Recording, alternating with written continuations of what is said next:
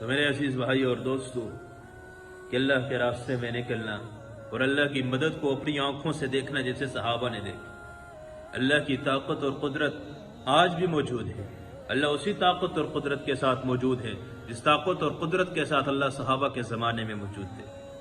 جس طرح اللہ نے صحابہ کی مدد کی، جیسے اللہ رب العزت نے غیب سے مدد صحابہ کی تو اللہ رب العزت ہماری مدد نہیں کر سکتے، لیکن اپنے اعمال کو تو بدلیں، ہم دین کی طرف تو آئیں۔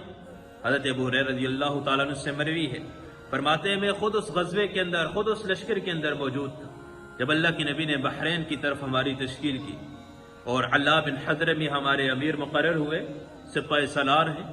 کہا چلتے چلتے میں نے اس غزوے کے اندر، اس لشکر کے اندر اور اس سفر کے اندر میں نے 3 باتیں بڑے عجیب دیکھی، 3 باتیں بڑی عجیب میں نے دیکھی۔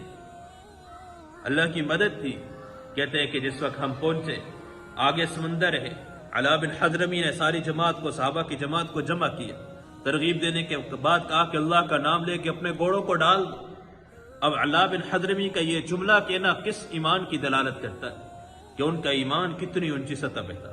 اس گھوڑے کا، ان گھوڑوں کا سمندر کے اندر جانا اتنی عجیب بات نہیں، ان کے کھروں کا تر نہ ہونا یہ اتنی بڑی عجیب بات نہیں، اس سے عجیب بات یہ وہ ایمان کس سطح پہ تھا، وہ ایمان کا کیا لیول بنا ہوا تھا کہ جنہوں نے سب کچھ قربان، اور سامنے نظر آ رہا ہے کہ سمندر کے اندر گھوڑوں کو کس کے بھروسے کے اوپر، اللہ کے بھروسے کے اوپر کہ ایک اللہ کی ذات ہے، ایک اللہ کی ذات ہے کہ جو بچانے والی ہے، اللہ کے نام کے اوپر ہم ڈال رہے ہیں۔ تو اللہ کا نام لے کے اپنے گھوڑوں کو سمندر کے اوپر ڈالے۔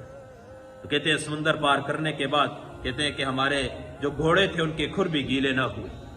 تو یہ کیا اللہ کی مدد نہیں؟ یہ صحابہ کے ساتھ کہا میں نے دوسری عجیب بات دیکھی، دوسری اللہ کی عجیب مدد دیکھی۔ کہا کہ ہمارے امیر علاء بن حضرمی کا انتقال ہو گیا، اور ان کے انتقال کے بعد ہم نے ان کو ایک جگہ ان کو دفن کیا، لیکن 2-4 قدم آگے گئے تو دل میں خیال آیا صحابہ کے مشورے سے، ہم نے کہا ان کی لاش کو یہاں سے اپنے ساتھ لے کے جائیں، بیابان جنگل ہے، صحرا ہے، کہ ایسا نہ ہو کچھ نقصان ان کو نہ پہنچ جائے۔ تو کہا ہم ابھی 2-4 قدم آگے ہی کیے، دوبارہ پیچھے گئے، قبر کو کھود کے ان کی لاش کو ہم نے نکالا، قبر کو کھودا ان کی لاش نکالنے کے لیے، لیکن کیا دیکھتے ہیں کہ قبر میں ان کی لاش نہیں، اللہ نے ان کو اپنے پاس آسمانوں کی طرف اٹھا دیا۔ کہا کہ ہم نے تیسری عجیب بات جو دیکھی وہ یہ دیکھی کہ پیاس کی وجہ سے سب نڈھال ہو چکے تھے، جانور نڈھال ہیں، ہم نڈھال ہیں، پانی نہیں ہے، پانی ختم ہو چکا ہے۔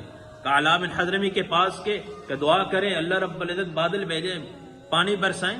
کہا دعا کی کہ ایک چھوٹا سا بادل، ایک ٹکڑا بادل کا آیا اور اس نے برسنا شروع کیا، اور وہ ایسا برسا کہ ہمارے جتنے جانور تھے انہوں نے بھی خوب سیراب ہو کے پانی پیا، ہم بھی خوب سیراب ہوئے، اس کے بعد ہم آگے چلے گئے۔